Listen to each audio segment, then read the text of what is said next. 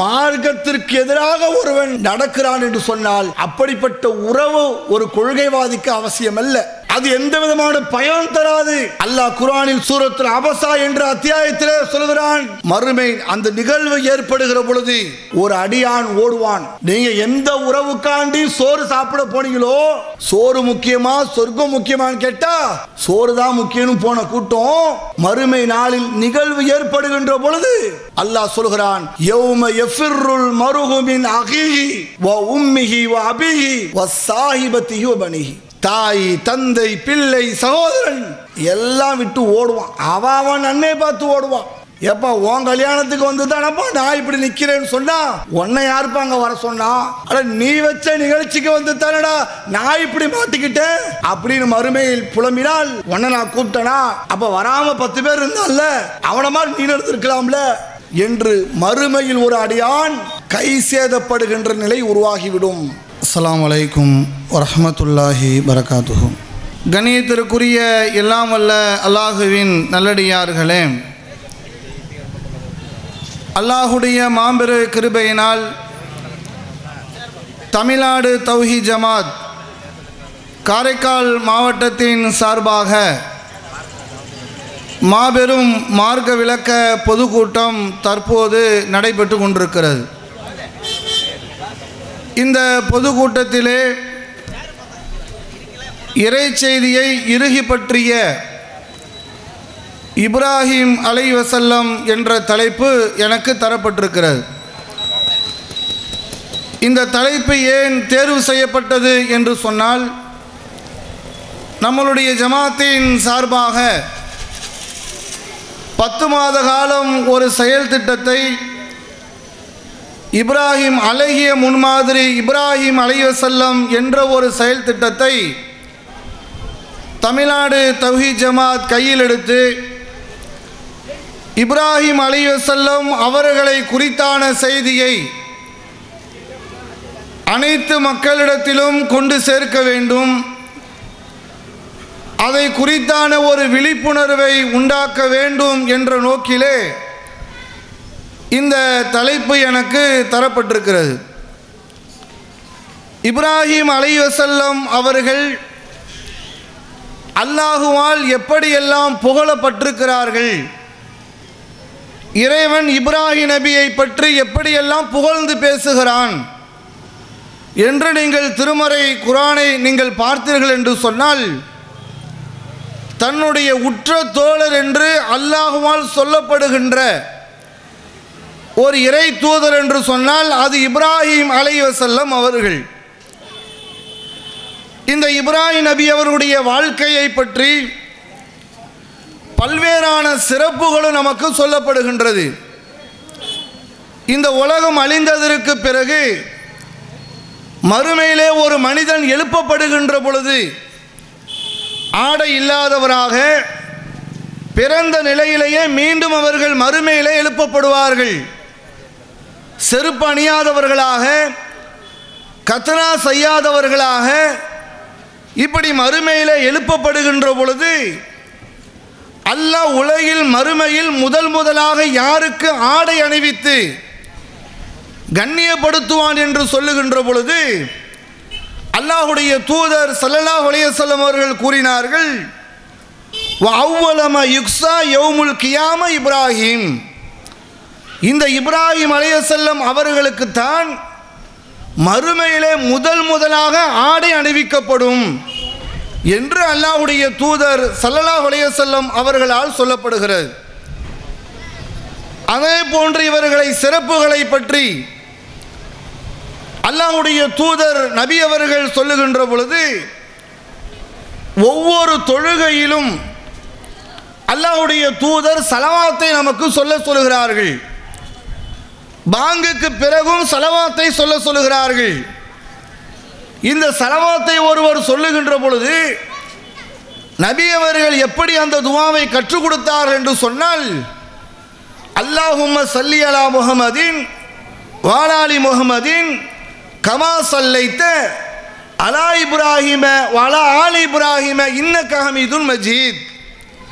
யா அல்லாஹ், இப்ராஹிம் அலைஹிஸ்ஸலாமுடைய குடும்பத்தாருக்கும் இப்ராஹிம் அலைஹிஸ்ஸலாம் அவர்களுக்கும் நீ எப்படி அருள் புரிந்தாயோ அதுபோன்று முகமது நபியுடைய குடும்பத்தாருக்கும் நீ அருள் புரிவாயாக என்று சொல்லி அல்லாஹ்வுடைய தூதர் தனக்கென்று கேட்கப்படுகின்ற துஆவில் கூட இப்ராஹிம் நபி அவர்களை முன்னிறுத்தித்தான் கேட்க சொன்னார்கள்.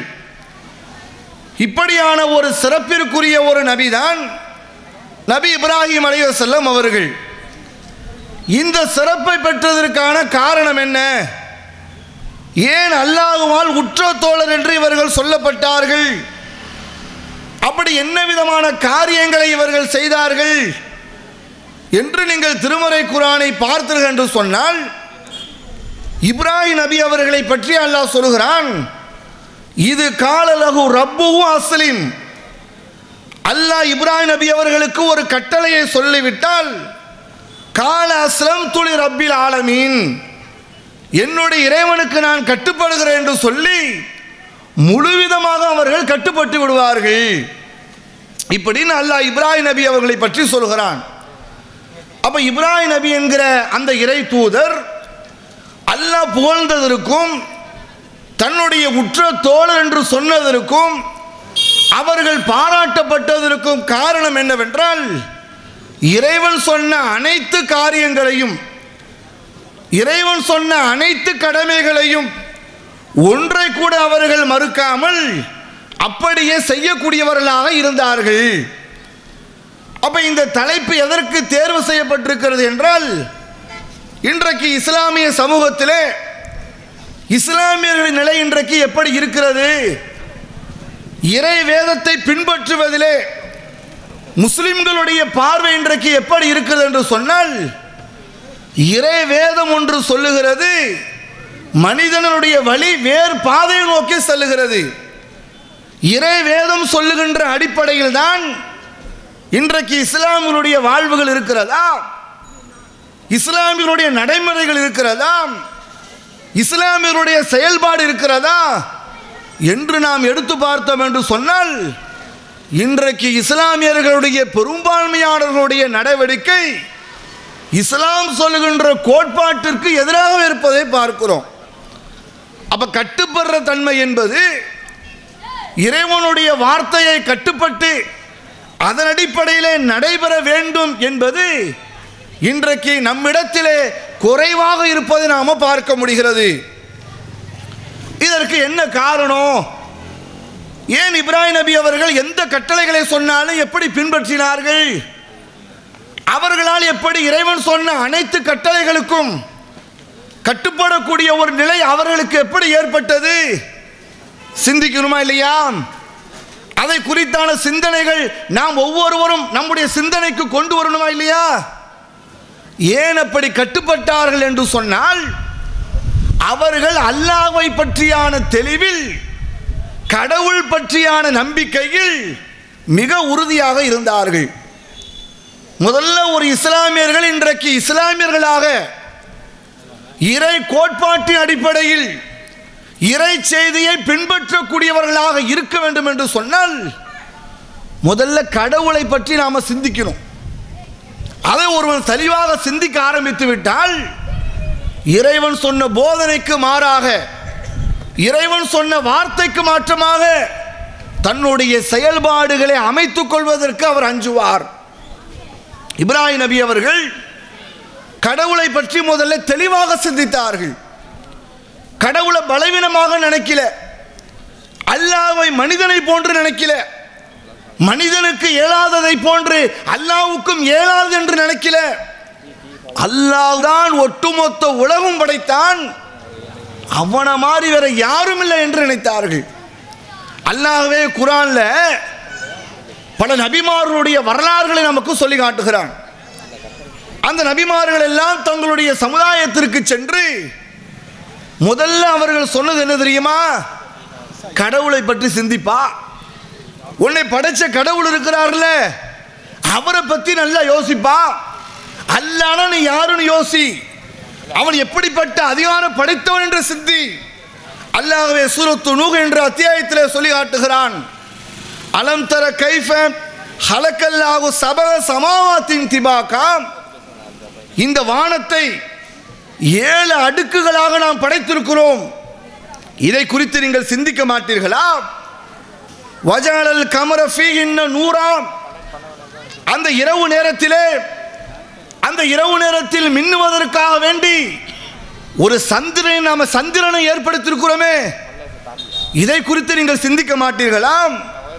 வஜஅலல் ஷம்ஸ சிராஜாம், பகல் நேரத்திலே சூரியனை ஏற்படுத்தி அதை மின்னக்கூடியதாக பிரகாசம் அளிக்கக்கூடியதாக நாம படைத்திருக்கிறோமே, அதை குறித்து நீங்கள் சிந்திக்க மாட்டீர்களா? அல்லாஹ் கேட்கிறான். அல்லாஹ்வை பற்றி முதல்ல சிந்திங்கப்பா, கடவுளை பற்றி முதல்ல நம்பிக்கை கொள்ளுங்கள் அப்படின்னு அல்லாஹ் நமக்கு போதனையாகவே ஒவ்வொரு நபிமார்களும் சொல்லுகிறார்கள். இந்த அடிப்படையை ஒருவர் விளங்கி கொண்டால், அல்லாஹ்னு யாருன்னு ஒருவர் விளங்கி கொண்டால், கடவுளுடைய நம்பிக்கை என்ன என்பதை ஒருவர் தெரிந்து கொண்டால், இறைவன் எப்படிப்பட்ட பவர்ஃபுல்லானவன் என்பதை ஒருவன் நம்பிக்கை கொண்டால், அவனிடத்தில் எந்த பலகீனங்களும் தென்படாது. மார்க்க கருத்துகளிலே வணக்க வழிபாடுகளை பின்பற்றுவதிலே சில நேரங்களில் சில அலட்சியங்கள் தோன்றினாலும் கூட அந்த நம்பிக்கை நம்மளை வலுப்படுத்தும். இப்ராஹிம் நபியுடைய வாழ்க்கை நீங்கள் எடுத்து பாருங்கள். இப்ராஹிம் அலைஹிஸ்ஸலாம் அவர்கள் அல்லாஹ்வை பற்றி முதல்ல சிந்திக்கிறாங்க, கடவுளை பற்றி சிந்திக்கிறாங்க. நட்சத்திரத்தை பார்க்குறாங்க, இது மின்னக்கூடியதாக இருக்குது, இது என்னுடைய இறைவனாக இருக்கும் என்று சொன்னார்கள். நட்சத்திரம் மறைகிறது, மறைவது என் இறைவன் இருக்காது என்று சொன்னார்கள். சந்திரனை பார்த்தார்கள், பிரகாசமாக வீசுகிறதே, ஒளிக்கிறதே, இது என் கடவுளாக இருக்கும்னு சொன்னாங்க. சந்திரன் மறைகிறது, மறைவது என் கடவுளாக இருக்காது என்று சொன்னார்கள். சூரியனை பார்த்தார்கள், கால ஹாதா ரப்பி ஹாதா அக்பர், இவ்வளவு பிரம்மாண்டமாக இருக்கிறது, இதுதான் என்னுடைய கடவுள் என்று சொன்னார்கள். ஆனால் சூரியன் மறைந்ததற்கு பிறகு இப்ராஹிம் அலைஹிஸ்ஸலாம் அவர்கள் சொன்ன வார்த்தை என்ன தெரியுமா? கடவுளை பற்றி சிந்திக்கிறாங்க. இன்னைக்கு எப்படி எல்லாம் மனுஷன் நம்புறான், தாயத்தை நம்புறான், தகுடை நம்புறான், மனிதனை நம்புறான், மனித சக மனிதனே மகானுடைய சக்தி இருக்கு நம்புறான். எப்படியெல்லாம் இன்றைக்கு மனிதர்கள் தானாக உருவாக்கப்பட்ட ஒரு கல்லுக்கு சக்தி இருக்குது என்று மனிதர்கள் நம்பிக்கை கொண்டு அதை மனம் வருகிறார்கள். இப்ராஹிம் நபி அவர்கள் சூரியன் கடவுளுங்கிறாங்க, சந்திரன் கடவுளாக இருக்க முடியாதுங்கிறாங்க, நட்சத்திரம் கடவுளாக இருக்க முடியாதுங்கிறாங்க. சொல்லிட்டு இறுதியாக சொன்னார்கள், இன்னி வஜ்ஹது வஜ்ஹில் அல்லதி ஃபதர ஸமாவாதி வல் அர்ள், வானத்தையும் பூமியும் எந்த விதமான முன்மாதிரியின்றி படைத்தானே.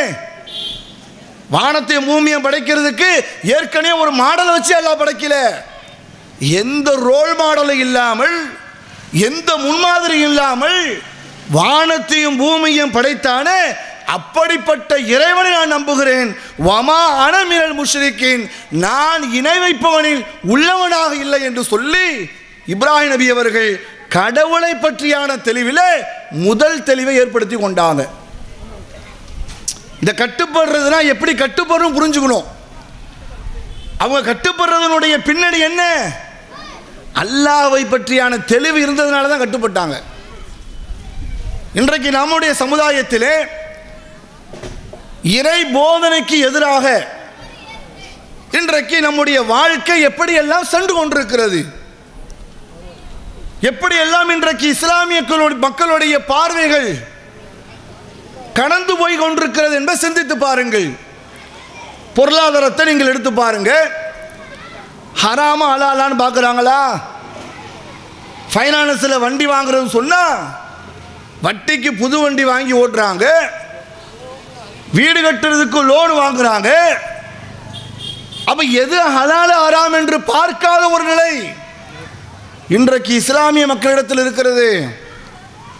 தன்னுடைய வியாபாரத்திற்கென்று குழுக்கள், பெண்கள் சுய உதவிக்குள் என்று அங்கு இங்கும் வைத்திருக்கிறார்கள். நீங்கள் செய்யக்கூடிய வியாபாரத்திற்கு நாங்கள் கடன் உதவி தரோன்னு சொல்லிட்டா இன்றைக்கு எத்தனை இஸ்லாமிய குடும்பங்கள் பெண்கள் சுய உதவிக்குழுவில் கொடுக்கப்படுகின்ற அந்த பொருளாதாரத்தை வாங்கிவிட்டு கடனை அடைக்க முடியாமல் வட்டிக்கு திண்டாடுகின்ற எத்தனை இஸ்லாமிய குடும்பங்கள் இருக்கின்றது. இதற்கு என்ன காரணம்? ஏன் இந்த நிலைமை இன்றைக்கு இஸ்லாமிய மக்களிடத்தில் உருவானது? நம்மளை படைச்சானோ அவனை மறந்துட்டோம். அல்லாஹ் மீது நம்பிக்கைனா எப்படி வைக்கணும்னா, நம்மளுடைய ஆடம்பரத்திற்காக வேண்டியும் நம்மளுடைய பகட்டை வெளிப்படுத்தி காட்டுவதற்காக வேண்டியும் இன்றைக்கு சமுதாயத்தில் மார்க்கம் சொன்ன வரம்புகள் இன்றைக்கு மீறப்படுகிறது. ஆனால் அல்லாஹ்வால் படைக்கப்பட்ட அனைத்து உயிரினத்திற்கும் அல்லாஹ் அதற்கான முயற்சிகளை மனிதன் செய்கின்ற பொழுது அதற்கு உணவளிக்கின்றான். ரசூலுல்லாஹ் சொன்னாங்க, அழகிய உதாரணத்தின் வழியாக சொன்னார்கள். ஒரு பறவை ஒன்று பறந்து செல்கிறது. காலையில் போகுது. காலையில் போகும்போது எப்படி போகும்? 10ஆம் நம்பர் வீட்டில் இன்னைக்கு பிரியாணி வச்சிருப்பாங்கன்னு போகுமா? மதியானம் போகும்போது அல்ல காலையில் பறந்து போகும் பொழுது, இன்றைக்கு இந்த தெருவிலே 7ஆம் நம்பர் வீட்டிலே இன்றைக்கு பொங்கலும் வடையும் எனக்காக தயார்படுத்தி வைத்திருப்பார்கள் என்று நினைத்து கொண்டு பறவை பறக்குதா? இல்லை. பறவை காலையில் தன் கூட்டை விட்டு செல்கிறது. மாலையில் அது திரும்புகிற பொழுது வயிறு புடைத்த நிலையிலே திரும்பி வருகிறது. அல்லாஹ்வுடைய தூதர் சொன்னார்கள், இது எப்படின்னு கேட்டால் படைத்த படைப்பிற்கு அல்லாஹ் உணவளிப்பான். நம்ம தான் என்ன நினைக்கிறோம், நமக்கு யாரு கொடுக்க போறா, நம்ம தானே நம்ம வாழ்க்கையை பார்த்துக்கணும்னு சொல்லி மார்க்கம் சொன்ன வழியை விட்டு மீறுகிறோம். அப்ப இந்த மீறுதலுக்கான அடிப்படை என்னவென்று சொன்னால், இறைவனை பற்றியான புரிதல் நம்மிடத்தில் இல்லை. இறைவனை நம்பணும்னா எப்படி நம்பணும்? அதுவும் குர்ஆன்ல சொல்லுது. குர்ஆன் என்கிற வேதம் மனித குலத்திற்கான வழிகாட்டியாக சொல்லப்பட்ட வேதம். அல்லாஹ் இந்த உம்மத்திற்கான வழிகாட்டியாக அனுப்பப்பட்டதுதான் திருமறை குர்ஆன். அதில் பல்வேறான நபிமார்களுடைய வரலாறுகள், பல நல்லடியார்களுடைய வரலாறுகள், பல நல்ல செய்திகள், மனித குலத்திற்கு தேவையான பல அறிவுரைகள், உபதேசங்கள் அந்த வேதத்திலே சொல்லப்பட்டிருக்கிறது. அதில் சில வரலாறுகளை அல்லாஹ் சொல்லி காட்டுகிறான். ஒரு இறை நம்பிக்கையாளன் அல்லாஹ் மீது எப்படி நம்பிக்கை வைக்கணும். மரியம் அலைஹிஸ்ஸலாம் அவங்களை பற்றி அல்லாஹ் சொல்கிறான். மரியம் அலைஹிஸ்ஸலாம் அவர்கள் யாரு? இம்ரான் என்பவருடைய மகள். அல்லாஹ்வால் தேர்வு செய்யப்பட்ட ஒரு பெண்மணி. அல்லாஹ் உலகத்திலேயே 4 பெண்களை சிறந்த பெண்கள்னு சொல்றான். அதுல இம்ரானுடைய மகள் மரியம் அலைஹிஸ்ஸலாம் அவர்கள், நபிகள் நாயகத்தினுடைய மனைவி ஹதிஜா ரலியல்லாஹு அன்ஹா அவர்கள், நபிகள் நாயகத்தினுடைய மகள் ஃபாத்திமா ரலியல்லாஹு அன்ஹா அவர்கள், ஃபிரௌனுடைய மனைவி. 4 பெண் அல்லாஹ் உலகத்தில் சிறந்த பெண்ணு சொல்றான். இதுல மரியம் அலைஹிஸ்ஸலாம் அவர்கள் அல்லாஹ் வாழ்த்தெடுக்கப்பட்டவர்கள். அவங்க வீட்டில் இருக்கிறாங்க. அவங்களுக்கு அல்லாஹ் யாரை பொறுப்பாளர்களாக ஆக்கிறான் என்று சொல்றான்னு சொன்னா, ஜக்கரியா அலைஹிஸ்ஸலாம் அவர்களை அல்லாஹ் பொறுப்பாளராக ஆக்குறான். ஜக்கரியா அலைஹிஸ்ஸலாம் அவர்கள் மரியம் அலைஹிஸ்ஸலாம் அவங்களை பார்ப்பதற்காக வேண்டி அவர்களுடைய வீட்டிற்குள் செல்லுகின்ற பொழுது மரியம் அலைஹிஸ்ஸலாம் அவங்களுக்கு உணவு வைக்கப்பட்டிருக்கு. அப்ப மரியம் அலைஹிஸ்ஸலாம் அவர்களை பார்த்து கேட்கிறார்கள், காலையா மரியம், மரியம் அவர்களே, இன்னிலக்கா ஹாதாம், இந்த உணவு உங்களுக்கு எங்க இருந்து வந்தது அப்படின்னு கேட்குறாங்க. ஏன்னா இவங்களும் கொண்டு போய் கொடுக்கல, யாருக்கிட்டையும் கொடுக்கணும்னு சொல்லி அனுப்பவும் இல்லை. இந்த உணவு உங்களுக்கு எங்கேருந்து வந்துச்சு அப்படின்னு கேட்குறாங்க.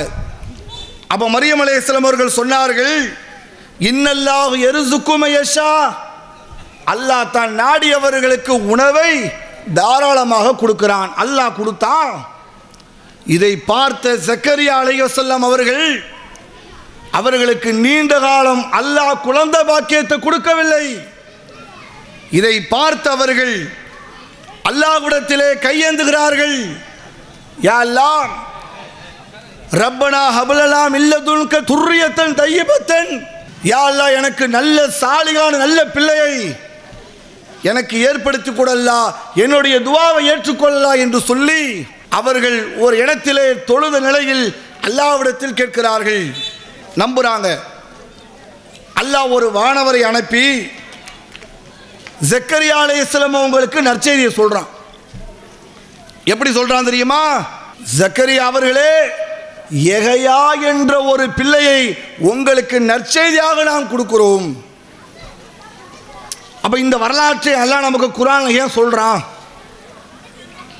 நம்பிக்கையின் வெளிப்பாடுதான் அல்லாஹ்வுடைய உதவி கிடைக்கும். அல்லாஹ் அதை காட்டுறான். நீங்க அல்லாஹ் மீது நம்பிக்கை வைக்காமலே சமுதாயத்தில் இஸ்லாம் சொல்கின்ற பார்வையை விட்டு ஒரு அடியான் தன் மனைவியை நோக்கி செல்லுகிறான் என்று சொன்னால் அவன் இஸ்லாத்தை விட்டே வெளியே சென்று விடுகிறான். இன்றைக்கு அதுதான் சமுதாயத்தில் நடக்குது. அப்போ முதல்ல நம்மளிடத்தில் என்ன விதமான நம்பிக்கை இருக்க வேண்டும் என்று சொன்னால், அல்லாஹ்வை நம்பணும், உறுதியாக நம்பணும், இறைவன் நமக்கு உதவி செய்வான் என்ற நம்பிக்கை நம்மிடத்தில் தெளிவாக இருக்க வேண்டும். இப்படி ஒருவரிடத்தில் இந்த நம்பிக்கை தெளிவாக இருக்கும் என்று சொன்னால் அவருடைய செயல்பாடு எப்படி இருக்கும்? ஒரு நாள் அல்லாஹ் நம்புறாருங்க. இன்னைக்கு எல்லாரும் அல்லாஹ் நம்புறேங்கிறாங்க. எல்லோரும் லா இலாஹ இல்லல்லாஹ் முஹம்மது ரசூலுல்லாஹ் அப்படின்னு சொல்லாத மக்கள் யாரும் இருக்கிறாங்களா? நான் எல்லோரும் சொல்றாங்க. எல்லா வீட்லையும் எழுதி வச்சிருக்காங்க, லா இலாஹ இல்லல்லாஹ் முஹம்மது ரசூலுல்லாஹ் எழுதி வச்சிருக்காங்க, பைக்கில் எழுதி வச்சிருக்காங்க, அவன் கடைக்கு முன்னால் எழுதி வச்சிருக்கிறாரு. எல்லோரும் நம்புறாங்க. அந்த நம்பிக்கையினுடைய வெளிப்பாடு எப்படி இருக்க வேண்டும் என்று இஸ்லாம் சொல்லுகிறது என்று சொன்னால், இறைவன் சொன்ன அந்த வார்த்தைக்கு கட்டுப்படுபவர்களாக இருக்கணும். அதான் இப்ராஹிம் நபி அவர்கள் இருந்தார்கள். எப்படியான நிலையில் இப்ராஹிம் அவர்கள் இருந்தார்கள்? அல்லாஹ் இப்ராஹிம் நபியுடைய வரலாற்றில் சில செய்திகளை நமக்கு சொல்லி காட்டுகிறான். அவர்களுடைய மகன் இஸ்மாயில் அலைஹிவஸல்லம் அவர்கள் நீண்ட காலம் கழித்து அல்லாஹ் அந்த குழந்தை அவர்களுக்கு கொடுத்தான். நற்செய்தியாக இஸ்மாயிலையும் இசாக்கையும் அவர்களுக்கு நாம் வழங்கினோம் என்று அல்லாஹ் சொல்கிறான். அப்படிப்பட்ட இந்த இஸ்மாயில் அலைஹிவஸல்லம் அவர்களை அல்லாஹ் சொல்லி காட்டுறான், இப்ராஹிம் அவங்களுக்கு குர்பானி கொடுக்கணும் ஒரு கட்டளை. இவங்க போய் கேட்குறாங்க, என்னுடைய அருமை மகனே, நான் கனவில் ஒன்றை கண்டேன், உன்னை குர்பானி கொடுப்பதை போன்று கண்டேங்கிறாங்க. என்னுடைய தந்தையே, யா அபத்தி இஃபல் மா துமர், நீங்கள் எதை கனவில் கண்டீர்களோ அதை தாராளமாக செய்யுங்கள், அல்லாஹ் நாடினால் என்னை பொறுமையாளராக காண்பீர்கள் என்று சொன்னார்கள். இதில் ரெண்டையும் நீங்கள் நல்லா யோசிச்சு பாருங்க. இப்ராஹிம் நபி அவங்க அல்லாஹ் சொன்ன கட்டளை எப்போ தன் பிள்ளைகிட்ட கேட்குறாங்கல்ல, அப்படி கேட்கறதுக்கு ஒரு மனசு வேணுமா இல்லையா? நீங்கள் வெளியே எல்லாத்தையும் விட்டுருங்க, இந்த மனசு அல்லாஹ் சொன்னான் என்பதற்காக நீண்ட காலம் கழித்து இறைவனால் கொடுக்கப்பட்ட ஒரு பிள்ளையை, அந்த பிள்ளையை குர்பானி கொடுக்க வேண்டும் என்று இறைவன் சொன்னதற்காக வேண்டி தாம் பிள்ளைகிட்ட போய் கேட்குறாங்கல்ல, அந்த கேட்கிற மனசு எதனுடைய வெளிப்பாடு? இறைவன் சொன்னால் மாறு செய்யக்கூடாதுங்கிற தன்மை. எப்படிப்பட்ட நம்பிக்கை என்று பாருங்கள். தன்னுடைய மனைவி மக்களை, காபா என்ற ஆலயம், அதை சுற்றி எந்த விதமான புற்பூண்டுகளும் வளையாத ஒரு பகுதி, மக்கள் நடமாட்டம் இல்லாத எந்த இடத்திலே தன் மனைவி மக்களை கொண்டு விட்டுட்டு வாங்கன்னு சொல்றாங்க. அல்லாஹ்வுடைய கட்டளை. இப்ராஹிம் நபி அவங்க கொண்டு விடுறாங்க. அவங்களுடைய மனைவி கேட்கிறார்கள், யா இப்ராஹிம் ஃபைன ததுகப், இப்ராஹிம் அவர்களே, என்னையும் பிள்ளையும் எங்க விட்டுட்டு போறீங்க? பதில் சொல்லல. அல்லாஹ் தான் இந்த கட்டளை உங்களுக்கு சொன்னானா? நாம், அல்லாஹ் தான் இதை சொன்னான். இப்ப இந்த குடும்பத்தோட நிலை எப்படி இருந்துச்சு? அவங்களுடைய மனைவியினுடைய தன்மை எப்படி இருந்தது?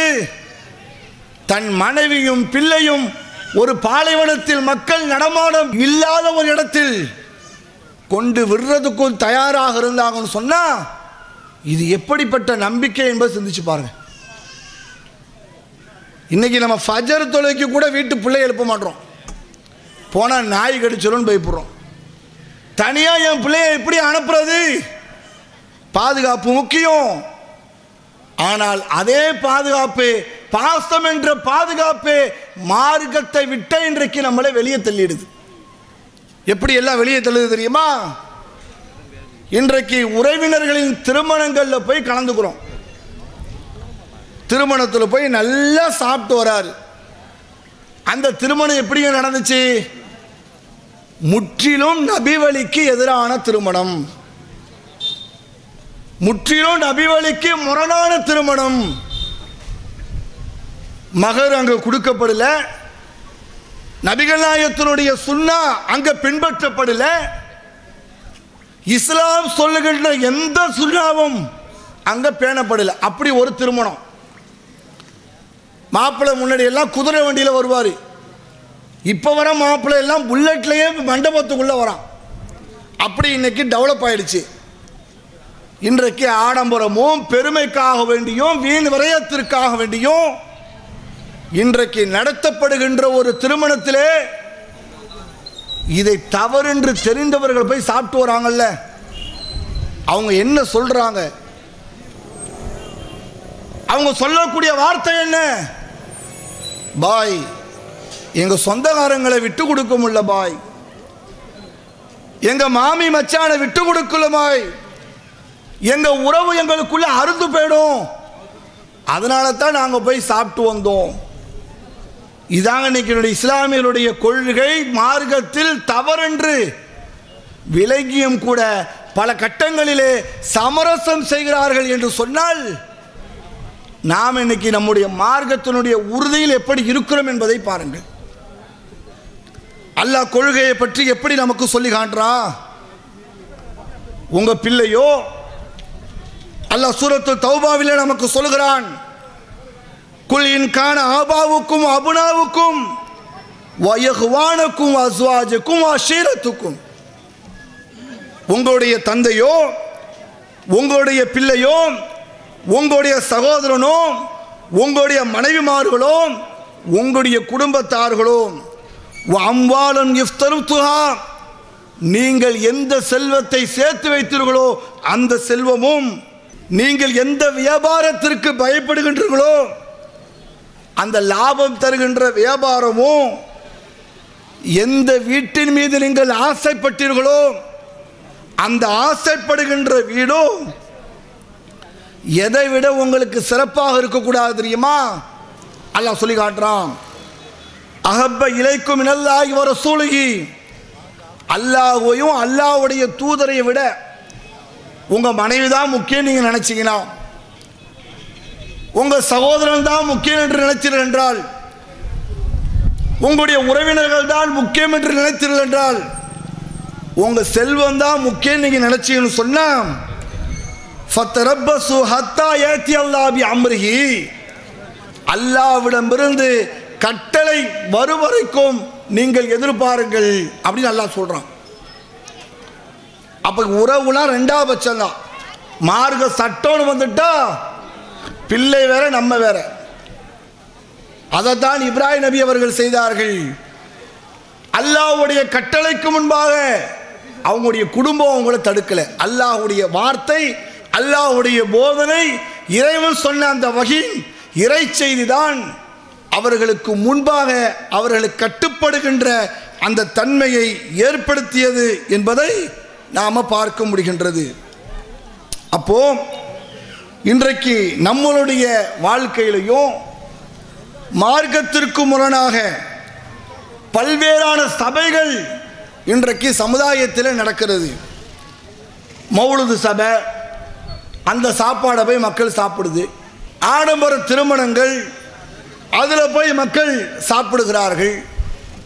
கந்தூரி விழாவிலே அந்த விழாவை முன்னிட்டு கொடுக்கப்படுகின்ற உணவுகள், அதை வாங்கி சாப்பிட்றாங்க. இப்படி எல்லா உணவையும் ஒருவர் முக்கியத்துவம் கொடுத்து போறாரு. கேட்டா என் சொந்தம் வேணும், என் பந்தம் வேணும், என் உறவு வேணும், என் சமுதாயம் வேணும் அப்படின்னு சொல்லி அந்த தீமையை ஆதரிக்கக்கூடிய மக்களை பார்க்கிறோம். அல்லாஹ்வுடைய வசனத்தை தூக்கி எறிஞ்சிடுறோம். இப்ராஹிம் நபியுடைய வாழ்க்கை நீங்கள் பாருங்கள். தன் தந்தை அவருக்கு எதிரி என்று தெரிந்தவுடன் இப்ராஹிம் நபி அவர்கள் சொன்னார்கள், அதுவும் லில்லாஹி தபர்ரு மின்ஹு. தன்னுடைய தந்தை அல்லாஹ்விற்கு எதிரி என்று தெரிந்தவுடன் இப்ராஹிம் நபி அவர்கள் விலகி கொண்டார்கள். இப்ராஹிம் நபி அவங்க தந்தைகிட்ட சொல்றாங்க, அவங்களுடைய தந்தை ஆசர் இணை வைப்பு கொள்கையில் இருந்தார். இணை வைப்பு கொள்கையை விட்டு மீட்கிறாங்க. அவங்க வரல. அவர்களுக்காக வேண்டி துவாவும் செய்தார்கள். அல்லாஹ் கண்டிக்கிறான், உங்க தந்தைக்காண்டி நீங்கள் துவா செய்யக்கூடாதுன்னு எல்லாம் கண்டிக்கிறான். இப்ராஹிம் நபி அவர்கள் விலகி கொண்டார்கள். தன்னுடைய தந்தை அல்லாஹ்விற்கு எதிரி என்று தெரிந்த பிறகு இப்ராஹிம் நபி அவர்கள் உறவை நீட்டித்தார்களா? அந்த உறவை தேவையில்லைன்னு தூக்கி போட்டாங்க. அப்ப மார்க்கத்திற்கு எதிராக ஒருவன் நடக்கிறான் என்று சொன்னால் அப்படிப்பட்ட உறவு ஒரு கொள்கைவாதிக்கு அவசியம் அல்ல. அது முக்கியமல்ல. அது எந்த விதமான பயன் தராது. நம்ம வேணா நினைக்கலாம் அது பயன் தரும் நினைக்கலாம். நம்ம நினைக்கலாம் அது பயன் கொடுக்கும், மறுமை நமக்கு வெற்றி ஏற்படுத்தும் அப்படின்னு நினைக்கலாம். அல்லாஹ் குர்ஆனில் சொல்கிறான், சூரத்துல் அபஸா என்ற அத்தியாயத்திலே சொல்கிறான், மறுமை அந்த நிகழ்வு ஏற்படுகிற பொழுது ஒரு அடியான் ஓடுவான். நீங்க எந்த உறவுக்காண்டி சோறு சாப்பிட போனீங்களோ, சோறு முக்கியமா சொர்க்கம் முக்கியமான்னு கேட்டா சோறு தான் முக்கியம்னு போன கூட்டம் மறுமை நாளில் நிகழ்வு ஏற்படுகின்ற பொழுது அல்லாஹ் சொல்கிறான், யௌம யஃபிர்ருல் மர்ஹு மின் அஹீஹி வ உம்மிஹி வ அபீஹி வ ஸாஹிபத்திஹி வ பனிஹி. தாய், தந்தை, பிள்ளை, சகோதரன் எல்லாம் விட்டு ஓடுவான். அவன் அண்ணே பார்த்து ஓடுவான். எப்பா உன் கல்யாணத்துக்கு வந்து தானப்பா நான் இப்படி நிற்கிறேன்னு சொன்னா உன்னை யாருப்பா அங்கே வர சொன்னா? அட நீ வச்ச நிகழ்ச்சிக்கு வந்து தானடா நான் இப்படி மாட்டிக்கிட்டேன் அப்படின்னு மறுமையில் புலம்பினால் உன்னை நான் கூப்பிட்டேனா? அப்போ வராமல் 10 பேர் இருந்தான்ல அவனை மாதிரி நீ நடந்திருக்கலாம்ல என்று மறுமையில் ஒரு அடியான் கை சேதப்படுகின்ற நிலை உருவாகிவிடும். ஆக அன்பிற்கினிய சகோதர சகோதரிகளே, இப்ராஹிம் நபி அவர்கள் இறைவனால் கண்ணியப்படுத்தப்பட்டு பல சிறப்பிற்குரிய ஒரு நபியாக புகழப்பட்டிருக்கிறார்கள் என்று சொன்னால் அந்த புகழப்பட்டதற்கு காரணம் இறைவனுடைய கட்டளைக்கு கட்டுப்பட்டது தான். அதனால தான் இன்னை வரைக்கும் அல்லாஹ் கண்ணியப்படுத்தலாம். மக்காவுக்கு நம்ம போனோம்னா காபத்துல்லாவை சுற்றி சஃபா மருவாவாக இருக்கட்டும், மக்காம இப்ராஹிம் என்ற இடத்திலே உம்ரா செய்யக்கூடியவர்கள் 2 ரக்காயத்துகள் தொழுங்கள் என்று சொல்லி அல்லாஹ்வுடைய தூதரால் இன்றைக்கு வழிகாட்டப்பட்டிருக்கிறது.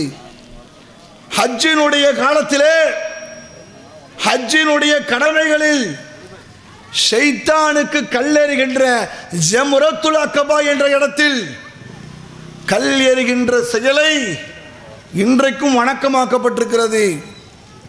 ஜம்சம் என்ற நீரூற்று இன்றைக்கும் உலகத்திலே அதிசய நீரூற்றாக அல்லாஹ் மேன்மைப்படுத்தி வைத்திருக்கிறான் என்று சொன்னால் அது இப்ராஹிமுடைய குடும்பத்தினுடைய பின்னணி. அப்போ ஒரு மனிதர் இப்படி புகழப்பட்டு இப்படி சிறப்பிக்கப்பட்டு இப்படி கண்ணியப்படுத்தப்பட்டிருக்கிறார் என்று சொன்னால் அவர்கள் வாழ்க்கையில் செய்தது ஒரே விஷயம், இறைவன் சொன்ன வார்த்தை கட்டுப்பட்டாங்க. இன்னைக்கு நம்ம குர்ஆனை தூக்கி போட்டோம். குர்ஆனை எப்படி பார்க்குறோம்னா மந்திரம் சொல்லா பார்க்குறோம். அது சும்மா தொழுகையில் ஓதுறதுக்கான வசனங்களாக பார்க்குறோம். அப்படி கிடையாதுங்க. குர்ஆனை பொருள் உணர்ந்து குர்ஆனுடைய போதனைகளை அறிந்து குர்ஆனில் சொல்லப்படுகிற கருத்துக்களை புரிந்து நீங்கள் சரியாக அந்த வரலாற்றை நீங்கள் உள்வாங்கி கொண்டு படிப்பீர்கள் என்று சொன்னால் உங்களுடைய வாழ்க்கையில் அது மாற்றத்தை உண்டாக்கும். அதான் இறை வார்த்தை, அல்லாஹ்வுடைய வார்த்தை. அது இந்த குர்ஆன் இருக்குது, ஒட்டுமொத்த அல்லாஹ்வுடைய வார்த்தை. இன்றைய வரைக்கும் அல்லாஹ்வுடைய வார்த்தை பாதுகாக்கப்படுது.